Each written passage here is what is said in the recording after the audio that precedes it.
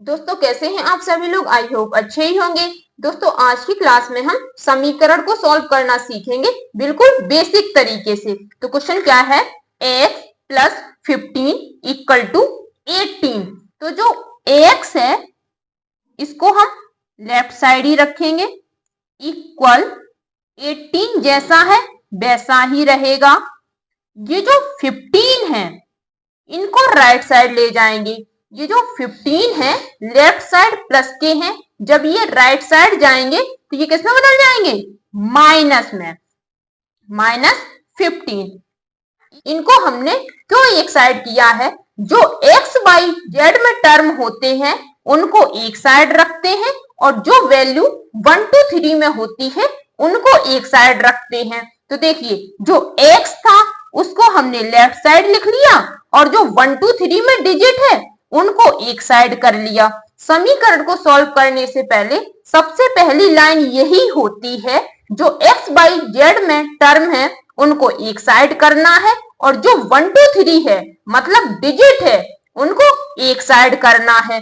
तो जो 15 left side plus के थे तो ये राइट साइड माइनस में बदल जाएंगे। जब भी कोई संख्या लेफ्ट से राइट जाती है या राइट से लेफ्ट जाती है तो साइन चेंज हो जाते हैं। यहाँ पर +15 था तो ये राइट साइड आया तो ये किसमें बदल गया, -15 में। तो x इक्वल टू 18 में से 15 गए, कितने बचे, 3। यही इसका आंसर है। इसी तरह से इसको देखिए, y मतलब इसको हमें लेफ्ट साइड ही लिखना है, इक्वल टू 20।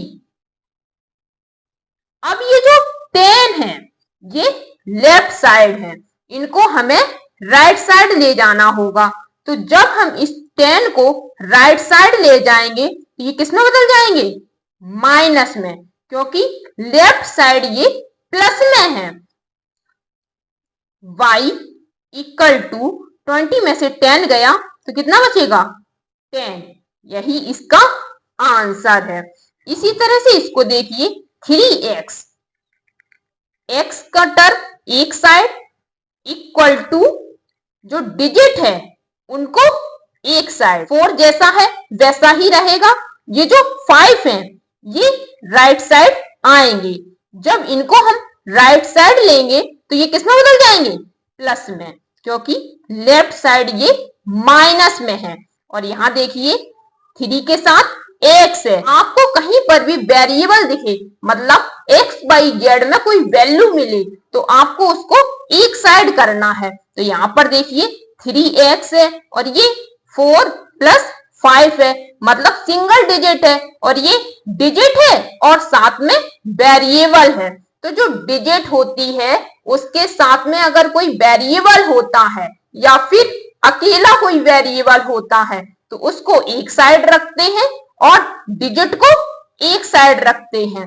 तो 3x इक्वल टू 4 और 5 कितना हो जाएगा, 9। नेक्स्ट लाइन में क्या करना है, x इक्वल टू 9। x के साथ कोई वैल्यू होती है तो ये वैल्यू हमेशा अपॉन में आती है। अब ये कट रहा है, 3 बन जा 3, 3 3 जा 9, तो x इक्वल टू 3। नहीं कटता तो यहीं पर आंसर हो जाता, कट रहा है तो ये x इक्वल टू 3। इसमें देखिए 2x + 5 + 6 इक्वल टू 14, मतलब जो 2x है वो अकेले है, मतलब जो x की वैल्यू है वो अकेली है। यहाँ पर देखिए 5 है, 6 है और 14 है। जो डिजिट है वो 3 है और जो x के साथ वैल्यू है या मतलब x के साथ जो डिजिट है वो 1 है। तो इसको हम जैसा है वैसा ही लिख देंगे, 2x equal to 14 already right side है तो इसको जैसा है वैसा ही लिख देंगे। अब चेंज क्या होगा, ये जो 5 है और 6 है इनको हमें राइट साइड ले जाना होगा, क्योंकि जो डिजिट होती है उनको हमें एक साइड करना होता है। तो 14 तो ऑलरेडी राइट साइड है, जब हम इस 5 और 6 को राइट साइड ले आएंगे तो क्या चेंज होगा? केवल और केवल ये साइन। लेफ्ट साइड 5 प्लस के हैं तो राइट साइड 5 माइनस के हो जाएंगे। 6 लेफ्ट साइड प्लस के हैं तो ये राइट साइड माइनस के हो जाएंगे। बस इतना चेंज करना होता है। किसी भी डिजिट को हम लेफ्ट से राइट साइड या राइट से लेफ्ट साइड बदलते हैं तो उसमें साइन चेंज हो जाता है। तो यहाँ 5 को हम जब राइट साइड ले गए तो यहाँ पर माइनस का साइन आया। उसी तरह से 6 को राइट साइड ले गए तो इसमें भी माइनस का साइन आया। अब कैलकुलेशन कर दो। 2x इक्वल टू 14 प्लस के है -6 -5, इन दोनों को जोड़ेंगे क्योंकि माइनस माइनस की संख्या आपस में जुड़ जाती है। साइन हमेशा माइनस का आता है। -5 और -6 कितने हो जाएंगे? -11। 2x इक्वल टू 14 में से 11 गए तो कितना बचेगा? 3। x इक्वल टू 3 जैसा है वैसा ही रहेगा। अभी हमने आपको बताया था x के साथ में कोई वैल्यू होती है तो वो वैल्यू अपॉन में आती है। 3/2। ये तो कट नहीं रहा है। 3 की टेबल अपने से कटेगी, 2 की टेबल अपने से कटेगी, तो यहीं पर इसका आंसर हो जाएगा। अब इसको सॉल्व करते हैं।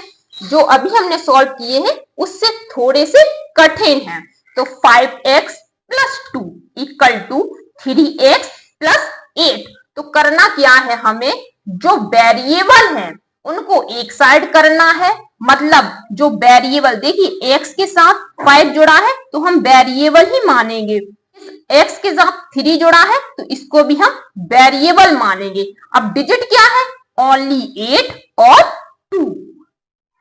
तो जो वेरिएबल है उनको एक साइड करेंगे। 5x और ये जो 3x है इक्वल के लेफ्ट साइड आएंगे तो इसमें माइनस का साइन लग जाएगा क्योंकि राइट साइड ये प्लस के हैं। तो जब लेफ्ट साइड आएंगे तो ये माइनस में बदल जाएंगे। इक्वल टू 8 जैसा है वैसा ही रहेगा। ये जो 2 है, 2 लेफ्ट साइड प्लस के है, जब ये राइट साइड आएंगे तो ये माइनस में बदल जाएंगे। क्या किया हमने? जो वेरिएबल वाले डिजिट हैं उनको एक साइड कर लिया और जो ओनली डिजिट हैं उनको एक साइड कर लिया। 5x में से 3x जाएगा तो कितना बचेगा? 2x। ऐसे घटा लीजिए। 5 में से 3 गए तो कितने बचे? 2। वेरिएबल x है तो हम यहाँ पर x लिख देंगे। इक्वल टू 8 में से 2 गया, 6 बचेगा। अब देखिए इस तरह का क्वेश्चन हम आगे कर चुके हैं। x इक्वल टू 6 अपॉन ये जो 2 है ये कहाँ आ जाएंगे? अपॉन में। देखिए ये वैल्यू कट रही है। 2 1 जा 2, 2 3 जा 6, तो x इक्वल टू 3। इसका आंसर आया 3। इसी तरह से इसको देखिए। 6y minus 9 equal to 3y plus 15। तो जो वेरिएबल साथ में है उनको एक साइड कर लेंगे और जो डिजिट है उनको एक साइड कर लेंगे। तो करिए 6y, ये जो 3y लेफ्ट साइड आएंगे तो ये किस में बदल जाएंगे? माइनस में, क्योंकि राइट साइड ये प्लस के हैं। जब ये लेफ्ट साइड आए तो ये माइनस में बदल गई। इक्वल टू 15 जैसा है वैसा ही रहेगा। 9 लेफ्ट साइड किसके हैं? माइनस के, तो जब ये राइट साइड आएंगे तो ये प्लस में बदल जाएंगे। क्या किया हमने? जिसके साथ वेरिएबल है उनको एक साइड कर लिया और जो डिजिट हैं उनको एक साइड कर लिया। 6y जैसा था वैसा ही रहा। 3y राइट साइड है, मतलब इक्वल के राइट साइड है, तो जब 3y इक्वल के लेफ्ट साइड आएंगे तो ये किस में बदल जाएंगे? माइनस में। इसी तरह से देखिए जो वेरिएबल वाली डिजिट है उनको एक साइड कर लिया। अब क्या बचा है? केवल और केवल डिजिट उनको एक साइड कर लेंगे। 15 तो ऑलरेडी राइट साइड है तो इसमें कुछ नहीं बदलेगा। 9, इस 9 को हम राइट साइड ले आएंगे। तो जब हम इस 9 को राइट साइड लेकर आएंगे तो इसमें क्या चेंज होगा, साइन। यहाँ पर माइनस का साइन है तो यहाँ पर ये प्लस में बदल जाएगा। अब सिंपली कैलकुलेशन कर दीजिए। 6y में से 3y को घटाएंगे तो हमको मिलेगा 3y इक्वल टू 15 प्लस 9, इनको जोड़ेंगे तो हमको मिलेगा 24। इनको तो आराम से जोड़ लेंगे। 15 प्लस 9 कितना होता है, 24। लेकिन 6y में से 3y घटाएंगे तो ऐसे घटा लिया करिए। 6 में से 3 गए तो 3 बचा। दोनों जगह वेरिएबल सेम है तो यहाँ पर सेम वेरिएबल आ जाएगा। अब देखिए ये जो कंडीशन है इस तरह की हो गई है। तो y इक्वल टू 24 अपॉन ये जो 3 है ये कहाँ आएंगे, अपॉन में। ये कट रहा है, 3 1 जा 3, 3 8 जा 24। तो y इक्वल टू 8, यही इसका आंसर है। इसी तरह से इसको देखिए, x upon 3 plus 2x equal to 14, मतलब 2x के नीचे कुछ भी नहीं है। जब किसी के नीचे कुछ नहीं होता है तो सबका मालिक एक, हम यहाँ पर एक मान लेंगे। अब क्या करेंगे, अब हम करेंगे क्रॉस मल्टीप्लाई, इस तरह का मल्टीप्लाई।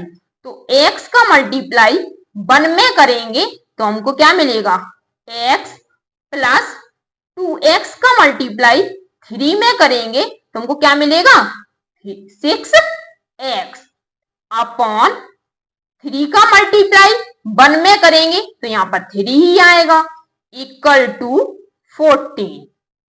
किसी के नीचे कुछ नहीं होता है तो सबका मालिक एक। जब ऐसी कंडीशन होती है तो क्रॉस मल्टीप्लाई होता है। x का मल्टीप्लाई 1 में तो x बन जा x, और 3 का मल्टीप्लाई 2x में तो 3 2 जा 6 अपॉन 3। 14 जैसा है वैसा ही लिखा। कंडीशन हमारी बटे में थी तो इसको भी हमने बटे में बना लिया है, मतलब बटे में 1 कर दिया है। जब किसी के नीचे कुछ नहीं होता है तो वहां पर हम 1 मानते हैं, यहाँ पर हमने 1 मान लिया है। अब इसमें भी क्रॉस मल्टीप्लाई करेंगे। जब ऐसी कंडीशन होती है अंश और हर तो हमेशा क्रॉस मल्टीप्लाई होता है। तो करिए x प्लस 6x का मल्टीप्लाई 1 में तो हमको x प्लस 6x ही मिलेगा, क्योंकि 1 का मल्टीप्लाई करने पर वही वैल्यू आती है। अब 14 का मल्टीप्लाई 3 में करेंगे तो हमको मिलेगा 42। x प्लस 6x, इन दोनों को जोड़ देंगे क्योंकि ये सेम वेरिएबल है।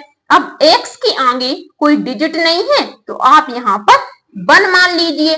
तो 1x प्लस 6x कितना हो जाएगा, 7x इक्वल टू 42। ये जो कंडीशन है वो बिल्कुल इसके तरह हो गई है।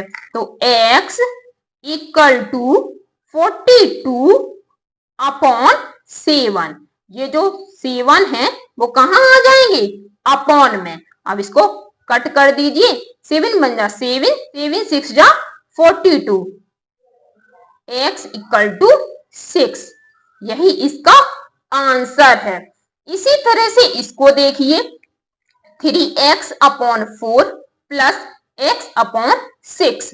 तो देखिए यहाँ पर हम 3 और 1 का एलसीएम लेते तो हमको 3 ही मिलता, लेकिन यहाँ पर हम 4 और 6 का एलसीएम लेंगे तो हमको क्या मिल रहा है, 6 और 4 का एलसीएम।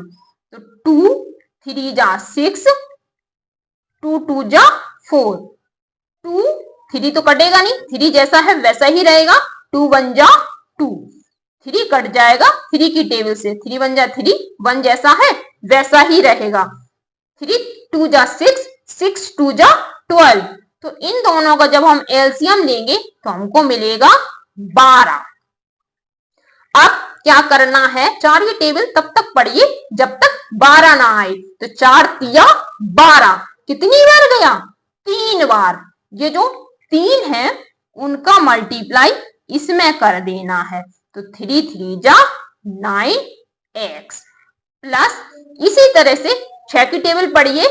6 दूनी 12 मतलब 2 बार गया है, तो इसका x का मल्टीप्लाई 2 में कर देंगे। तो 2x इक्वल टू 11। तो आप देखिए हमने इसमें क्या किया है, पहले 4 और 6 का एलसीएम लिया तो हमको मिला 12, फिर 4 का भाग दिया तो कितनी बार गया? 4 तिया 12 मतलब 3 बार। तो इस 3 का मल्टीप्लाई इसमें कर दिया तो 3 तिरका 9x। इसी तरह से 6 का भाग दिया 12 में तो 6 दूनी 12 मतलब 2 बार। तो 2 का मल्टीप्लाई x में कर दिया तो 2x इक्वल टू 11। तो आप देखिए ऐसी कंडीशन आपको लग रही है, तो जब ऐसी कंडीशन होती है तो यहां पर भी हम 1 मान लेते हैं। फिर उसके बाद cross multiply 9x plus 2x का मल्टीप्लाई 1 में करेंगे तो हमको 9x प्लस 2x ही मिलेगा, क्योंकि किसी भी डिजिट में अगर हम 1 का मल्टीप्लाई करते हैं तो मान हमें वही मिलता है। इसी तरह से 12 का मल्टीप्लाई 11 में करेंगे तो 12 इंटू 11 तो 9x प्लस 2x ये तो जुड़ जाएंगे तो 11x equal to 12 into 11। x देखिए कुछ इस तरह का टर्म लग रहा है हमको, तो x के साथ कोई वैल्यू होती है तो वो वैल्यू हमेशा अपॉन में आती है। तो यहाँ पर भी 12 इंटू 11 अपॉन ये वाले जो 11 हैं वो कहाँ आएंगे? अपॉन में। अब आप देखिए यहाँ पर भी 11 और यहाँ पर भी 11 तो ये कट जाएगा, कट गया तो क्या बचा? 12। आई होप आपको इस तरह के क्वेश्चन समझ में आए होंगे। अभी हम और क्वेश्चन की प्रैक्टिस करते हैं। इसमें क्या है? ब्रैकेट लगा है और उसके आगे वैल्यू है, तो जो वैल्यू है इसका मल्टीप्लाई ब्रैकेट के अंदर होगा। यहां पर भी वैल्यू है तो इस वैल्यू का मल्टीप्लाई ब्रैकेट के अंदर होगा। तो करिए 20 का मल्टीप्लाई x में तो 20 इंटू एक्स, प्लस का साइन है प्लस का साइन लगाइए। फिर 20 का मल्टीप्लाई 2 में तो 20 इंटू 2। क्या किया हमने? पहले 20 का मल्टीप्लाई x में किया तो 20 इंटू एक्स, प्लस का साइन लगा है तो प्लस का साइन लगा दिया। फिर 20 का मल्टीप्लाई 2 में किया तो 20 इंटू 2 इक्वल टू जो काम हमने इसमें किया है बिल्कुल वैसे ही हम इसमें करेंगे। 5 का मल्टीप्लाई x में तो 5 इंटू एक्स प्लस 5 इंटू 3। इस लाइन में हमने कुछ नहीं किया है, जो बाहर वैल्यू है उसका मल्टीप्लाई ब्रैकेट के अंदर कर दिया है। तो 20 का मल्टीप्लाई x में करेंगे तो 20x प्लस 20 का मल्टीप्लाई 2 में करेंगे तो हमको मिलेगा 40 इक्वल टू 5 का मल्टीप्लाई x में करेंगे तो 5x प्लस 5 का मल्टीप्लाई 3 में करेंगे तो 5 3 जा 15। तो आप देखिए जो ये इक्वेशन है इस तरह के क्वेश्चन हम पहले सॉल्व कर चुके हैं। उसमें क्या किया था? जो वेरिएबल होते हैं मतलब जिस डिजिट के साथ वेरिएबल होता है या फिर वेरिएबल अकेला हो उनको हम एक तरफ कर लेते हैं और जो डिजिट होती है उनको हम एक तरफ कर लेते हैं। तो यहाँ पर भी डिजिट है लेकिन उसके साथ में वेरिएबल है। यहाँ पर भी देखिए 20x है और यहाँ पर भी 5x है, तो ये वेरिएबल के साथ डिजिट है और ये ओनली डिजिट है। तो जो ओनली डिजिट है उनको हम एक साइड करते हैं। 20x 5x 5x left side आएंगे तो ये किसमें बदलेगी? माइनस में, क्योंकि राइट साइड ये प्लस में है। तो हमने इन 5x को राइट साइड लिख लिया है। इधर प्लस के थे तो यहाँ पर ये माइनस में हो जाएंगे। 15 जैसा है वैसा ही रहेगा। 40 ये जो 40 लेफ्ट साइड प्लस के हैं तो ये राइट साइड माइनस में बदल जाएंगे। तो 20x में से 5x को घटाएंगे तो हमको मिलेगा 15x इक्वल टू, अब हम 15 में से 40 को घटाएंगे। तो जब ऐसी कंडीशन होती है तो जिस साइन की संख्या बड़ी होती है, मतलब यहाँ पर देखिए माइनस की संख्या बड़ी है तो यहाँ पर माइनस का साइन आएगा। जिस साइन की संख्या बड़ी होती है साइन वही आता है। तो 40 बड़े हैं और माइनस के हैं तो साइन माइनस का आएगा। अब 40 में से 15 को घटाएंगे तो हमको मिलेगा 25। x इक्वल टू, ये तो पुरानी कंडीशन हो गई है, -25 अपॉन ये जो 15 है ये कहाँ आ जाएंगे अपॉन में। ये देखिए 5 की टेबल से कट रहा है, 5 3 जा 15 और 5 5 जा 25। तो x इक्वल टू -5 अपॉन 3, यही इसका आंसर है। इसी तरह से इसको देखिए 10 बाई -20 इक्वल टू 25 बाई +30। तो जो y के टर्म है उनको एक साइड कर लेंगे और जो डिजिट है उनको एक साइड कर लेंगे। तो 10 बाई 20 बाई राइट साइड है, इनको हम लेफ्ट साइड बदलेंगे तो ये किस में बदल जाएंगे माइनस में, इक्वल टू 30 जैसा है वैसा ही रहेगा। ये जो 20 लेफ्ट साइड माइनस के हैं ये जब राइट साइड जाएंगे तो ये किस में बदल जाएंगे प्लस में। इस लाइन में हमने केवल संख्याओं को लिखना सीखा है। अब 10 बाई -25 बाई, तो माइनस की संख्या बड़ी है तो जिस साइन की संख्या बड़ी होती है साइन उसका ही आता है, तो यहाँ पर माइनस का साइन आ जाएगा। 25 में से 10 गया तो कितना बचेगा 15 बाई इक्वल टू 30 प्लस 20, इन दोनों को ऐड करेंगे तुमको मिलेगा 50। ये पुरानी कंडीशन है, y के साथ कोई वैल्यू होती है तो वो हमेशा अपॉन में आती है। तो ये जो 15 है वो कहाँ आएंगे अपॉन में, साथ में माइनस भी लगा है तो इसको लगा देंगे। अब ये 15 और 50 है, दोनों 5 की टेबल से कट रहे हैं तो 5 3 जा 15, 5 बन जा 5 0। तो y इक्वल टू -10 अपॉन 3, यही इसका आंसर है। दोस्तों वीडियो को अगर आप ध्यान से देखेंगे तो आपको इस तरह के समीकरण करना आ जाएंगे और आप 2-4 क्वेश्चन की प्रैक्टिस जरूर करिएगा तो आपकी जो मैथ है वो स्ट्रांग हो जाएगी। दोस्तों वीडियो कैसी लगी है, वीडियो अच्छी लगी हो तो वीडियो को लाइक करिए, चैनल को सब्सक्राइब करिए और वीडियो को वॉच करने के लिए धन्यवाद दोस्तों।